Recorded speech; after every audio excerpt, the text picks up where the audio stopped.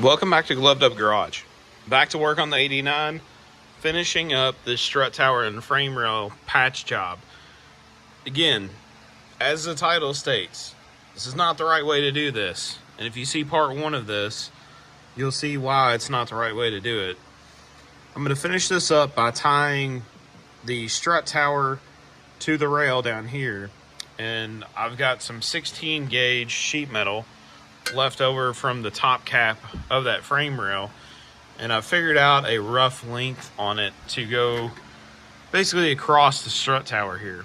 So I'm going to cut that to length, lay it up here, draw a line. I kind of marked it back here in the back to get a starting point, but I'm going to start in this corner. I'm just going to cut this all off nice and flush, and then that way I'll have a nice straight line to weld to.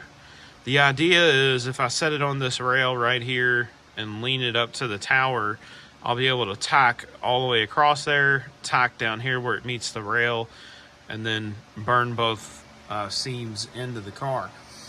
Once I've got that piece done, then I can work on this little corner piece here, and I can work on this filler piece that needs to go there, and then figure out something for the rear corner of the strut tower back here. Unfortunately, it's so tight back here. There's not a lot of good metal to work with. I really don't know how much I'm going to be able to get back into this area. It's pretty much just going to be piling a bunch of weld back there and hoping that it sticks. So I'm going to cut this piece down and get ready to weld it in. I've got the opening squared up. I'm pretty happy with the strut tower side. This corner up here is going to be a lot of fun. But my idea is get that set in something like that, welded in back there in the corner, kind of round that sharp edge around, and then kind of round this around the top here as well. It's not perfect, but you know, that looks a lot better than a massive hole. So I will get that burned in, trimmed out, and then I'll kind of sculpt it the best that I can. Probably go on the outside of the strut tower and bring this gap in a little bit, put a few tacks in here to hold it. Not really sure what I'm going to do here. I might do like a relief cut diagonally and then just bring another piece of sheet metal straight down to the top cap from here, and then all I'll have to do is kind of work this corner in from there. That seems to make the most sense to me. Again, it's not going to look factory, but it'll be all sealed up and it'll be a lot stronger. So I've got that patch tacked in there, and wouldn't you know it, I ran out of gas right as I got to the last few tacks. So I'm happy with the fit. I think it'll be really good once I get some more gas and start burning in these welds. I'll be able to close this gap up a little bit while I'm welding too. So I'm gonna pause here, go get some gas, and then I'll come back once I've got this welded up. Now I got a fresh bottle of gas. I went ahead and welded in my plate, top and bottom. I've dressed the welds up a little bit with a Milwaukee belt sander. It's actually a pretty cool tool that I picked up just a few months ago. It allows a lot better control over sanding than just like a traditional cutoff wheel or a sanding disc. This is pretty neat. I mean, you can reverse it and make it go forward, and basically you just squeeze the trigger and it's like a mini belt sander. But it allows you to get into these spots here. So when I'm done welding everything up, I'll come in here at an angle, and I'll be able to kind of angle and transition these welds through here and dress them up a little bit. I'm not going to spend a lot of time on it because I don't want it to look perfect and, you know, not try to deceive anybody. But at the same time, you know, all those little spot welds should clean up really good. And I just want to try that thing out and see what it's capable of. So now that I've got that, I'm going to move on to my corner piece. And basically I'm going to go down to the top cap of the rail and kind of make just a cap here that ties in at the bottom, ties into the tower, and a little bit on the apron. And then when I'm done with that, I'll just have like this piece here to cap the rest of it off. Now, over here in this corner, the coil gets mounted here. You really don't see a lot of this, so I don't need to make it perfect by any means, but again, I want to make it look halfway decent. So I'll spend a little bit of time making a template out of this cardboard here. I'll just lay it up here and draw it out, get my template, and then transfer that over to the sheet metal. Well, that corner panel turned out really good. I'm really happy with it. Other than just needing to clean the welds up, I mean, I think it looks pretty good. I'm gonna form the next piece, and you can see there's a little dip right here.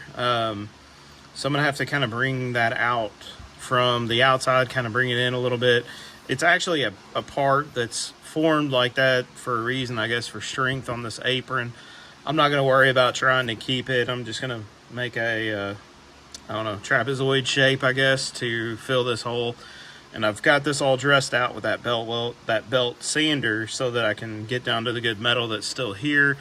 And then I'll just, you know, make a little plate to go over top of it and weld all that in. So again, I don't want to show welding because I don't want to have any kind of flash warnings or anything like that, but just know that sparks are flying and, you know, obviously welding's happening between these clips. The last patch panel is in. I've got all these welds to clean up.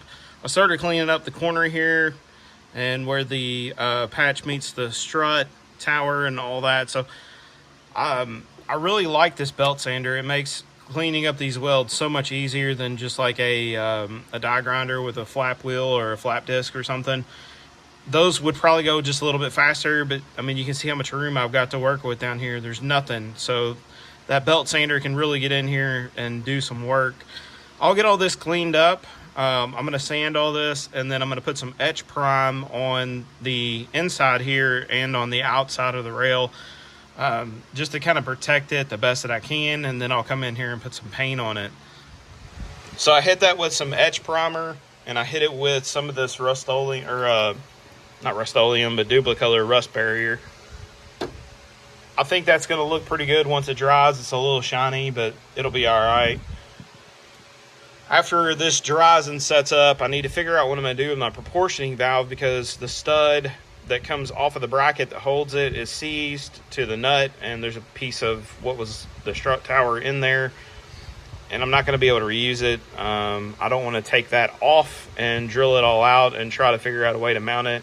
Honestly, it's probably going to get mounted with a couple of zip ties or some sheet metal screws, or maybe I'll make another bracket. I don't know. I'll figure that out later.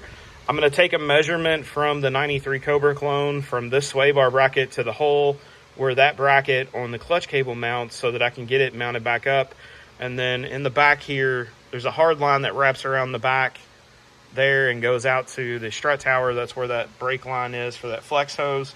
I need to go on the other side of the strut tower and drill a hole for that. Other than that, I'm going to call this done. Just to put in perspective what was left of the frame rail, that is a mixing cup for paint, and that entire pile of rust filled up that cup, and there's still a bunch left under the car that I haven't swept up yet. So make sure to watch when you're buying projects. These cars, you know, they rust really bad right here in the strut tower where it meets the frame. This car was definitely an oddity because of how bad it was, but they're out there. You have to look for it, and it's definitely a safety issue on the Fox Body and the SN95 and the new edges.